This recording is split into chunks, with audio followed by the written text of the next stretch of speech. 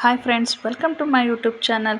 ಯಾರೆಲ್ಲ ಭಾಗ್ಯಲಕ್ಷ್ಮಿ ಸೀರಿಯಲ್ನ ಅಭಿಮಾನಿಗಳಾಗಿದ್ದರೆ ಪ್ಲೀಸ್ ಸಬ್ಸ್ಕ್ರೈಬ್ ಮಾಡಿ, ಹಾಗೆ ಸಪೋರ್ಟ್ ಮಾಡಿ ಅಂತ ಹೇಳ್ತಾ, ಇಂದಿನ ಸಂಚಿಕೆಯಲ್ಲಿ ಕನಿಕಾ ಬಾಯ್ ಫ್ರೆಂಡ್ ಯಾರು ಅಂತ ಭಾಗ್ಯ ಕಂಡುಹಿಡಿತಾಳೆ. ಹೇಗೆ ಅಂತ ಗೊತ್ತಾಗಬೇಕು ಅಂದರೆ ಈ ವಿಡಿಯೋನ ಕೊನೆವರೆಗೂ ನೋಡಿ.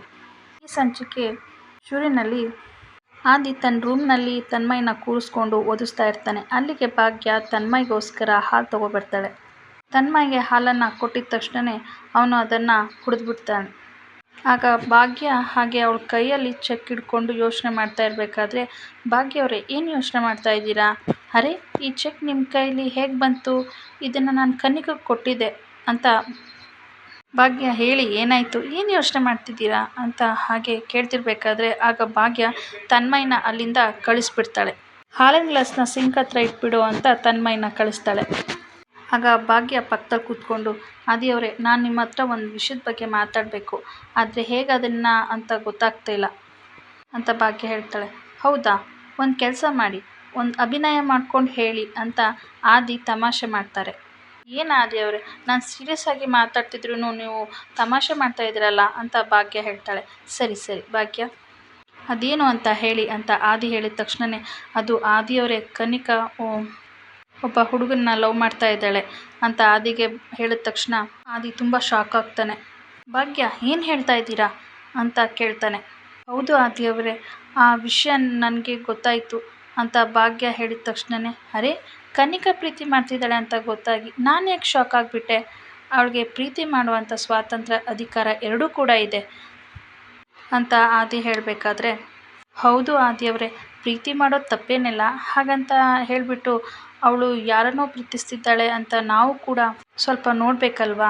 ಆದ್ದರಿಂದ ಮುಂದೆ ಯಾವ ಸಮಸ್ಯೆ ಕೂಡ ಆಗಬಾರ್ದು ತಾನೆ ಅಂತ ಭಾಗ್ಯ ಹೇಳಬೇಕು.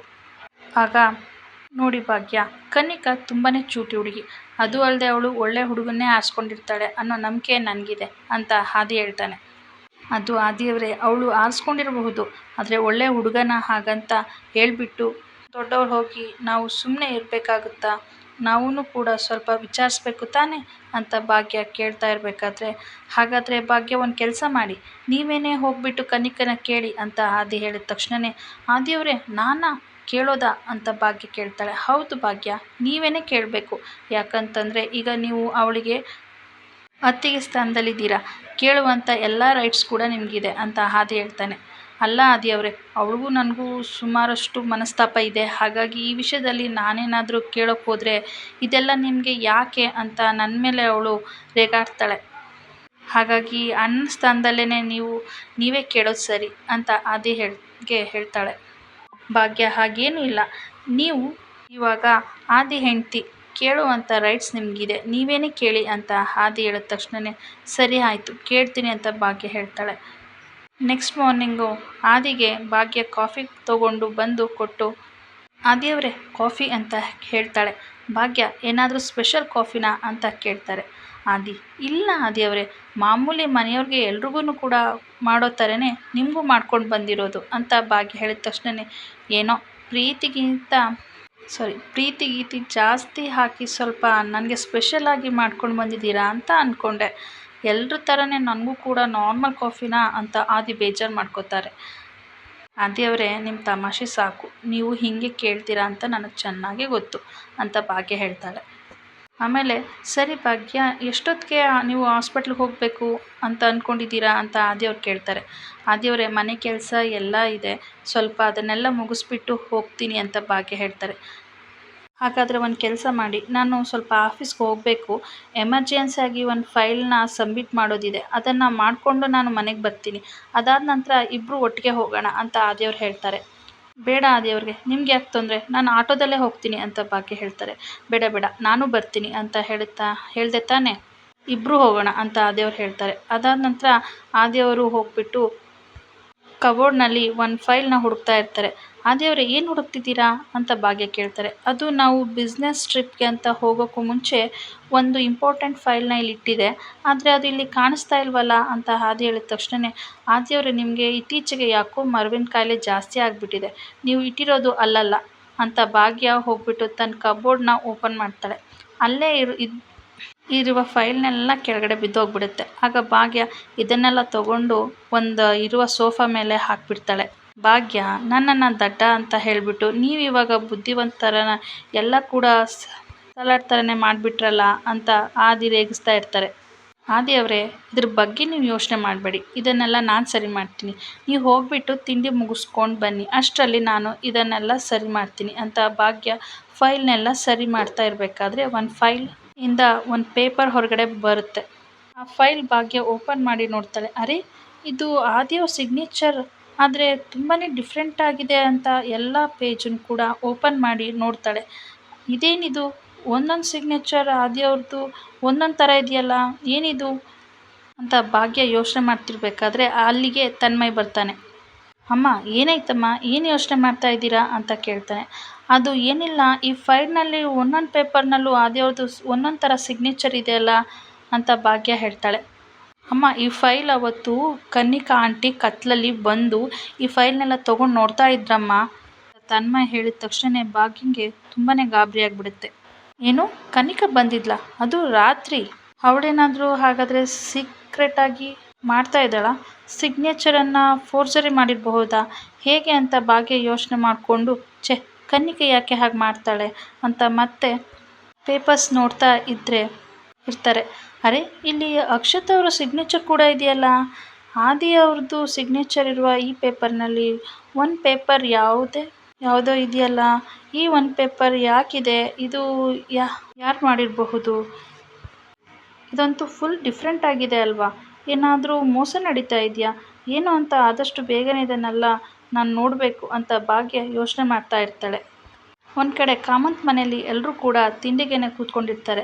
ಭಾಗ್ಯ ಎಲ್ಲರೂ ಕೂಡ ಬಡಿಸ್ತಾ ಇರ್ತಾಳೆ. ಕನಿಕನ್ನು ಕೂಡ ಜೊತೆಗೆ ಕೂತ್ಕೊಂಡು ತಿಂಡಿ ತಿಂತಾ ಇರ್ತಾಳೆ. ಅಲ್ಲಿಗೆ ಭಾಗ್ಯ ಯೋಚನೆ ಮಾಡ್ತಾಳೆ, ಕನ್ನಿಕಾ ಬೇರೆ ಇಲ್ಲೇ ಇದ್ದಾಳೆ, ಅವಳ ವಿಷಯನ ಮಾವನ ಹತ್ರ ಹೇಗೆ ಮಾತಾಡೋದು, ಹೇಗೆ ಶುರು ಮಾಡಲಿ ಅಂತ ಗೊತ್ತಾಗ್ತಿಲ್ವಲ್ಲ ಅಂತ ಯೋಚನೆ ಮಾಡ್ತಾ ನಿಂತಿರ್ತಾಳೆ. ಆಗ ಕನಿಕನ್ ಬಾಯ್ ಫ್ರೆಂಡ್ ಅವಳಿಗೆ ಕಾಲ್ ಮಾಡ್ತಾರೆ. ಆ ಕಾಲ್ನ ಕಟ್ ಮಾಡ್ತಾಳೆ. ಸೈಲೆಂಟಲ್ಲಿ ಇಟ್ಕೊಂಡು, ಇವನೊಬ್ಬ ಬೆಳಗ್ಗೆನೇ ಮಾಡೋಕ್ಕೇನು ಕೆಲಸ ಇಲ್ಲ, ಫೋನ್ ಮಾಡಿ ಇರಿಟೇಟ್ ಮಾಡ್ತಾನೆ ಅಂತ ಕನಿಕನೇ ಮನಸ್ಸಲ್ಲಿ ಬೈಕೋತಾ ಇರ್ತಾಳೆ. ಕನ್ನಿಕಾ, ಯಾರಮ್ಮ ಅದು ಫೋನು ಪದೇ ಪದೇ ಮಾಡ್ತಾ ಇರೋದು ಅಂತ ಕೇಳಿದಾಗ ಕನ್ನಿಕಾ ಟೆನ್ಷನ್ ಆಗಿಬಿಡ್ತಾಳೆ. ಯಾಕಮ್ಮ ಟೆನ್ಷನ್ ಆಗ್ತಿದ್ಯಾ ಅಂತ ಕಾಮೋತ್ರ ಅವ್ರು ಕೇಳ್ತಾರೆ.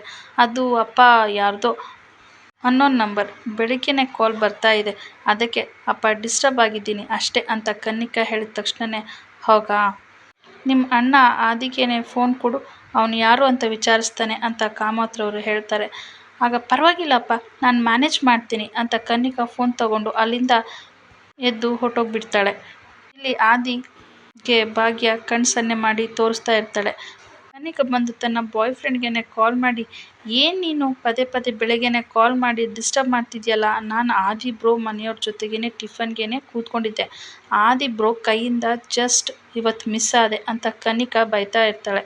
ಸರಿ, ಏನು ಹೇಳು ಅಂದಾಗ, ಸಾರಿ ಮೈ ಡಿಯರ್, ನೀನು ನನ್ನ ಲಕ್ಕಿ ಚಾಮ್ ಅಲ್ವಾ, ನಾನು ಬೆಳಿಗ್ಗೆನೇ ನಿನ್ನ ಧ್ವನಿ ಕೇಳಿಕೊಂಡು ಹಾಗೆ ನಿನಗೆ ಗುಡ್ ಮಾರ್ನಿಂಗ್ ಹೇಳಲಿಲ್ಲ ಅಂತಂದರೆ ನನ್ನ ಮೂಡೇ ಸರಿಯಾಗಿರಲ್ಲ, ನನ್ನ ದಿನನೇ ಸ್ಟಾರ್ಟ್ ಆಗೋಲ್ಲ ಅಂತ ಹೇಳ್ತಾ ಇದ್ರೆ, ಓ ಹೌದಾ, ಆ ಥರ ಎಲ್ಲ ನಿನ್ನ ಪ್ರೀತಿ ಇದೆಯಾ, ಮದುವೆ ಆಗೋ ತನಕ ಮಾತ್ರ ಅಲ್ವಾ, ಅಥವಾ ಮದುವೆ ಆದಮೇಲೂ ಕೂಡ ಇರುತ್ತಾ?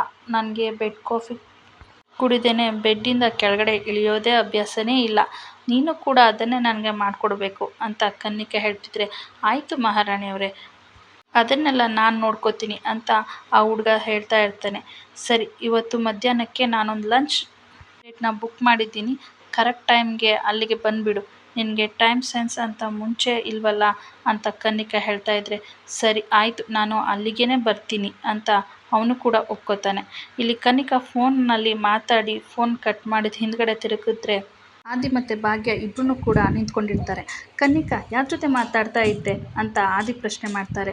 ಅದು ಬ್ರೋ, ನನ್ನ ಫ್ರೆಂಡ್ ಜೊತೆಗೆ ಅಂತ ಕನ್ನಿಕಾ ಹೇಳ್ತಾಳೆ. ಕನ್ನಿಕಾ, ಸುಳ್ಳು ಹೇಳಬೇಡ, ನೀನು ಮಾತಾಡ್ತಿದ್ದು ನಿನ್ನ ಬಾಯ್ ಫ್ರೆಂಡ್ ಜೊತೆನೇ ತಾನೆ ಅಂತ ಭಾಗ್ಯ ಹೇಳಿದ ತಕ್ಷಣವೇ, ಈ ಬಾಯ್ ಫ್ರೆಂಡ್ ಲವ್ ಮಾಡೋದು, ಮಕ್ಕಳಾದ ನಂತರ ಕೂಡ ಮದುವೆ ಮಾಡ್ಕೊಳ್ಳೋದು, ಇದೆಲ್ಲ ನಿನಗೇನೆ ಸರಿ ಹೋಗುತ್ತೆ, ಇದೆಲ್ಲ ನನಗಂತವ್ರಿಗಲ್ಲ ಅಂತ ಹೇಳ್ತಾಳೆ.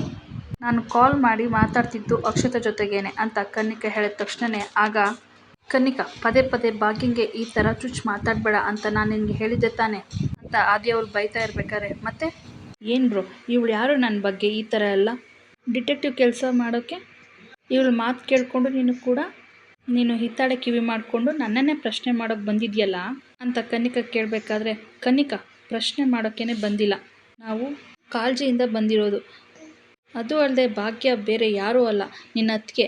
ಅವರು ತಾಯಿ ಸ್ಥಾನದಲ್ಲಿರೋರು, ಹಾಗಾಗಿ ಕೇಳ್ತಾ ಇರೋದು ಅಂತ ಆದಿಯವ್ರು ಹೇಳ್ತಾರೆ. ಬ್ರೋ, ಹೋಗಿ ನಮ್ಮ ಅಮ್ಮನಿಗೆ ಇವಳನ್ನ ಕಂಪೇರ್ ಮಾಡಬೇಡ. ಅಮ್ಮ ಯಾವತ್ತೂ ಈ ಥರ ಡಿಟೆಕ್ಟಿವ್ ಕೆಲಸ ಮಾಡ್ತಾ ಇರಲಿಲ್ಲ.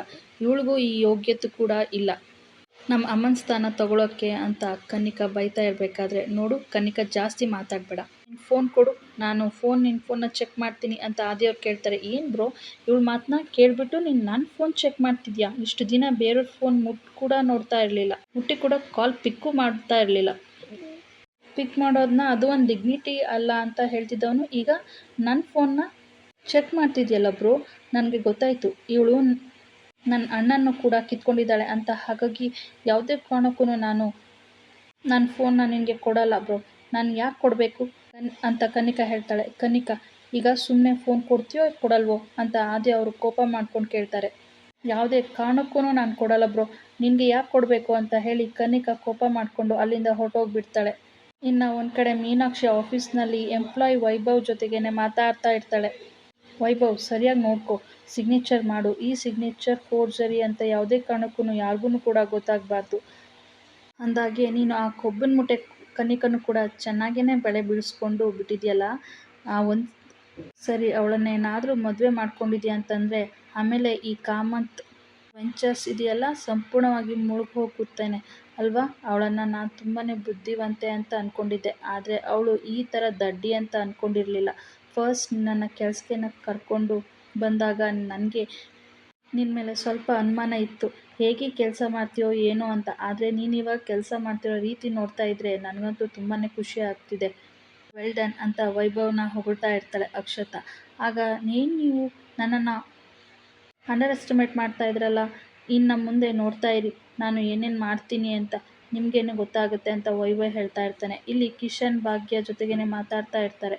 ಅದಕ್ಕೆ ಇವತ್ತು ನೀವು ಫಸ್ಟ್ ಬ್ಯಾಚ್ ಹಾಗೆಯೇ ನೀವು ರೆಡಿ ಮಾಡಿರುವ ಫ್ಯಾಬ್ರಿಕನ್ನು ಕಳಿಸ್ಕೋಬೇಕಿತ್ತಲ್ಲ, ಅದನ್ನೆಲ್ಲ ರೆಡಿ ಆಯಿತಾ ಅಂತ ಕಿಶನ್ ಕೇಳ್ತಾ ಇದ್ದರೆ, ಹ್ಞೂ ಕಿಶನ್, ಎಲ್ಲದೂ ಕೂಡ ರೆಡಿಯಾಗಿದೆ, ಮ್ಯಾನೇಜರ್ಗೂ ಕೂಡ ಕಾಲ್ ಮಾಡಿದ್ದೀನಿ, ಇನ್ನು ನಾನು ಅದನ್ನೆಲ್ಲ ಪ್ಯಾಕ್ ಮಾಡಿಬಿಟ್ಟು ಕೊರಿಯರ್ ಅಲ್ಲಿ ಸೆಂಡ್ ಮಾಡಿದ್ರೆ ಮುಗೀತು ಅಂತ ಭಾಗ್ಯ ಹೇಳ್ತಿದ್ರೆ, ಅದಕ್ಕೆ ಸೂಪರ್, ಅದಕ್ಕೆ ನೀವು ಕೆಲಸಕ್ಕೆ ಕೈ ಹಾಕಿದ್ದೀರ ಅಂತಂದಮೇಲೆ ಸೋಲೋ ಮಾತೇ ಇಲ್ಲ, ಇನ್ನು ಮುಂದೆ ಸಕ್ಸಸ್ ಅಂತ ಕಿಶನ್ ಹೊಗಳ್ತಾ ಇದ್ದರೆ, ಅಕ್ಕ ಈ ಕೆಲಸದಲ್ಲಿ ತುಂಬ ಮಜಾ ಬರ್ತಾ ಇದೆ, ಇನ್ನು ಮುಂದೆ ನೀನು ಕೆಲಸ ಮಾಡುವಾಗ ನನ್ನನ್ನು ಕೂಡ ಸೇರಿಸ್ಕೋ ಅಕ್ಕ ಅಂತ ಪೂಜಾ ಹೇಳ್ತಾ ಇರ್ತಾಳೆ. ಆಗ ಅದಕ್ಕೆ ಯಾರನ್ನು ಸೇರಿಸ್ಕೊಂಡ್ರು ಇವಳನ್ನು ಮಾತ್ರ ಸೇರಿಸ್ಕೋಬೇಡಿ, ಒಂದು ವೇಳೆ ಚೂಡಿದಾರ್ ಹೊಲಿಯೋಕ್ಕೆ ಹೋಗಿ ಫ್ರಾಕ್ ಏನಾದರೂ ಹೊಲಿಬಿಟ್ರೆ ಅಷ್ಟೇ ನಮ್ಮ ಕತೆ ಮುಗೀತು ಅಂತ ಕಿಶನ್ ತಮಾಷೆ ಮಾತಾಡ್ತಾ ಹೇಳ್ತಾ ಇರ್ತಾನೆ. ಆಗ ಕಾಮಂತ್ರವರು ಅಲ್ಲೇ ಕೂತ್ಕೊಂಡು ಜೋರಾಗಿ ನಗ್ತಾ ಇರ್ತಾರೆ. ಅದಕ್ಕೆ ನನಗಂತೂ ತುಂಬ ದೊಡ್ಡ ಆಸೆ ಇದೆ, ಅದಕ್ಕೆ ಹೀಗೇನೆ ಕೆಲಸ ಮಾಡಿಕೊಂಡು ನೀವು ಎಲ್ಲನೂ ಹೋಗಬೇಕು ಅಂತ, ನೀವು ದೊಡ್ಡ ಬಿಸ್ನೆಸ್ ವುಮೆನ್ ಆಗಬೇಕು ಅಂತ ಆಸೆ ಇದೆ ಅಂತ ಕಿಶನ್ ಹೇಳ್ತಾ ಇರಬೇಕಾದ್ರೆ, ಆಗ ಆ ದಿನ ಕೂಡ ಅಲ್ಲಿಗೇನೆ ಬಂದುಬಿಡ್ತಾರೆ. ಏನು ಜೋರಾಗಿ ಮಾತಾಡ್ತಾ ಇದ್ದೀರಾ ಅಂತ ಕೇಳ್ತಾರೆ. ಏನೂ ಇಲ್ಲ ಅಣ್ಣ, ಅದಕ್ಕೆ ಹೆಸರಲ್ಲಿ ಭಾಗ್ಯ ಫ್ಯಾಷನ್ ಅಂತ ಒಂದು ದೊಡ್ಡ ಡಿಸೈನರ್ ಸ್ಟುಡಿಯೋನ ಓಪನ್ ಮಾಡಿ, ಅದಾದ ನಂತರ ನಾವು ಒಂದು ಗಾರ್ಮೆಂಟ್ಸನ್ನು ಕೂಡ ಓಪನ್ ಮಾಡಬೇಕು ಅಂತ ತುಂಬಾ ಆಸೆ ಇದೆ ಅಂತ ಕಿಶನ್ ಹೇಳ್ತಾನೆ. ತನ್ನ ಕನಸೆಲ್ಲ ಹೇಳ್ತಾ ಇರಬೇಕಾದ್ರೆ ಪೂಜಾ ಮತ್ತು ಕಿಶನ್ ತುಂಬಾ ಜೊತೆಗೇನೆ ತಮಾಷೆ ಮಾಡ್ತಾ ಇರ್ತಾಳೆ. ಇಲ್ಲಿಗೆ ಈ ಸಂಚಿಕೆ ಮುಕ್ತಾಯವಾಗುತ್ತೆ. Thank you.